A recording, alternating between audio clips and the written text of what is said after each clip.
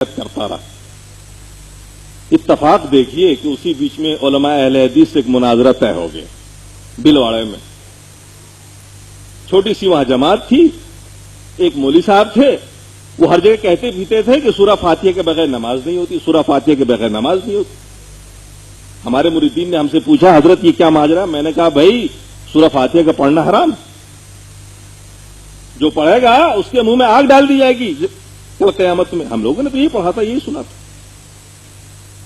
آخرکار مریدین نے مجبور کیا, مناظرہ اسی پہ طے ہو گیا. بھائی ہم لوگوں کا دعویٰ تھا کہ دیوبندی آؤ وہاں بھی آؤ, مناظرے میں تو اس کو 1 منٹ میں ہرا دیں گے. اس سے پہلے بھی 2 مناظرے کر لیا تھا. مناظرہ طے ہو گیا. 2 مولانا بلائے گئے بستی سے, قرات خلف امام پہ مناظرہ طے ہوا, شروع ہوا. میں نے انہی میں سے ایک مولانا کو کھڑا کیا, مولانا اٹھیے حضرت تلاوت کریے, اذا قرئ القرآن فاستمعوا له وانصتوا. تلاوت کی, میں نے کہا ترجمہ کریے. انہوں نے ترجمہ کیا کہ جب قرآن پڑھا جائے خاموشی سے سنو, چپ رہو. میں نے کہا دیکھیے یہ اللہ کا حکم ہے, سارے جنتا کو بتایا میں نے, یہ اللہ کا حکم ہے. اللہ اگر صرف اتنا فرما دیتا کہ خاموش رہو تو بھی بات ہو جاتی, کیونکہ فاعل واحد سے ایک وقت میں ایک ہی فعل سرزد ہوتا ہے. یعنی آپ ایک وقت ہم کو جب دیکھتے ہیں تو سن نہیں رہے ہوتے ہیں, اور جب سنتے ہیں تو دیکھتے نہیں ہیں. دماغ ہے ایک, طاقتیں ہیں 5 علم کے, لیکن یہ ساری چیزیں ٹرانسمٹ کرتی ہے دماغ کو, پھر دماغ فیصلہ کرتا ہے. تو یہ منطق کا قاعدہ کلیہ ہے کہ فاعل واحد سے ایک ہی فعل سرزد ہوگا. اللہ نے فرمایا چپ رہو. اگر اتنا بھی اللہ فرما دیتا تو بھی سورہ فاتحہ کی فرضیت نہ صرف یہ کہ ساقط ہوتی بلکہ منع ہو جاتا. لیکن یہاں اللہ نے یہ بھی فرمایا ہے کہ خاموش بھی رہو, چپ بھی رہو. میں نے لوگوں سے کہا کہ دیکھو یہ علماء جن کو آپ لائے ہو مناظرہ کے لیے, جن کو ہم گستاخ رسول اب تک کہا کرتے تھے, اب یہ کہنا پڑے گا کہ یہ قرآن کو بھی نہیں مانتے. قرآن کی آیت میں اللہ نے حکم دیا ہے اور یہ کہہ رہے ہیں سورہ فاتحہ پیچھے پڑھو, ادھر آگے امام قرات کرے گا اور پیچھے سے کہیں گے کہ مقتدی سورہ فاتحہ پڑھے. اب بتاؤ کیسے سننا پایا جائے گا, کیسے چپ رہنا پایا جائے گا؟ لوگوں کی بات سمجھ میں آ گئی. لوگ آگے مولانا آپ بالکل ٹھیک کہہ رہے ہیں, حضرت آپ بالکل ٹھیک کہہ رہے ہیں, یہ سب غلط ہے. بات آئی گئی ہو گئی.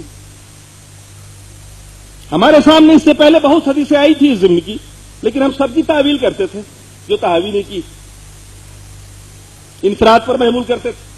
اتفاق کہیے کہ 15-20 روز کے بعد مسلم شریف پڑھاتے ہوئے ایک حدیث سامنے آئی, عبادہ ابن صامت رضی اللہ تعالیٰ عنہ سے مروی, جس میں آپ نے ارشاد آپ نماز پڑھ رہے تھے, اللہ کے رسول نماز پڑھا رہے تھے, سلام پھیرنے کے بعد اللہ کے رسول صلی اللہ علیہ وسلم نے پوچھا کہ تم میں کس نے قرات کی ہے میرے پیچھے؟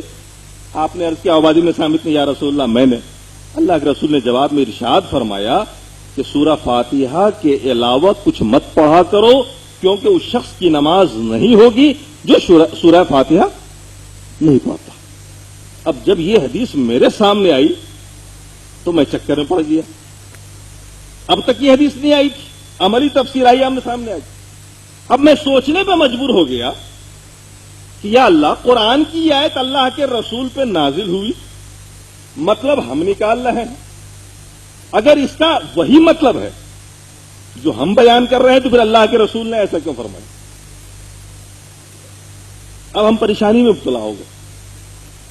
اب میں نے سوچا کہ تحقیق کرنی پڑے گی, اور میرے دماغ میں آیا کہ اب قرآن کی اس آیت کا پہلے مطلب دیکھا جائے کہ مفسروں کی نظر میں کیا ہے. ہم نے اس کے لیے اسپیشل خاموشی کے ساتھ جے پور کا سفر کیا, وہاں 11 تفسیریں اٹھا کے دیکھا.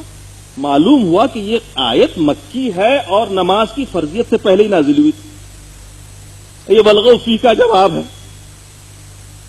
جو کفار مکہ نے مشورہ کیا, میٹنگ کی کہ جب محمد قرآن پڑھے تم لوگ شور مچاؤ, بلغو فی شور مچاؤ تاکہ تم کامیاب ہو جاؤ, ان کی بات دوسرے نہ سن سکے. تو اس کے جواب میں یہ آیت نازل ہوئی کہ اذا قرئ القرآن, جب قرآن پڑھا جائے خاموشی سنو, چپ رہو, ہو سکتا ہے اللہ تمہارے اوپر رحم کر دے, تمہیں ہدایت دے دے. اب سمجھ میں آیا کہ اس آیت کو کہاں پہ فٹ کیا گیا, نازل تو کیا کہاں ہوئی, شان نزول کچھ اور ہے اور فٹ کہیں اور پہ کیا گیا. اب شرح صدر ہوا.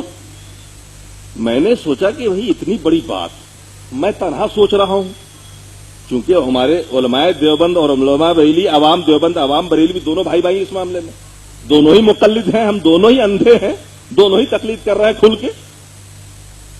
تو مجھے اطمینان نہیں ہوا. میں نے کہا نہیں, تحقیق کرنی پڑے گی, میں جرات نہیں کر سکتا بولنے کی. چنانچہ جامعہ کے 2 بڑے عالم جو شیخ الحدیث تھے ان کو بٹھا کے اکیلے میں نے اپنی یہ ساری پریشانی رکھی ان کے سامنے.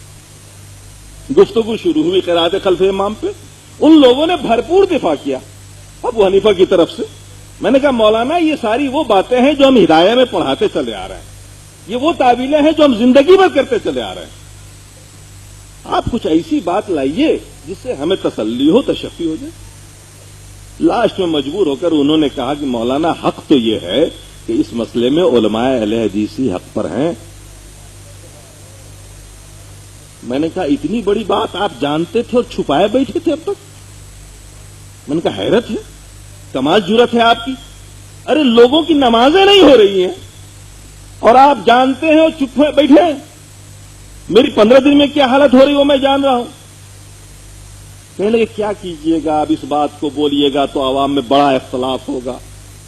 ہندوستان کے عوام میں ویسے ہی بہت بڑا اختلاف چلا آ رہا ہے، پہلے سے ٹکڑوں میں بٹے ہوئے ہیں، اگر اس مسئلے کو بازار میں لا دیا گیا تو پھر نیا اختلاف شروع ہو جائے گا۔ میں نے کہا ایسی بات ہے تو میں آپ کو ایک ایسا راستہ بتا دیتا ہوں کہ ایسا اتحاد ہوگا کہ ہندوستان نے کبھی ایسا اتحاد دیکھا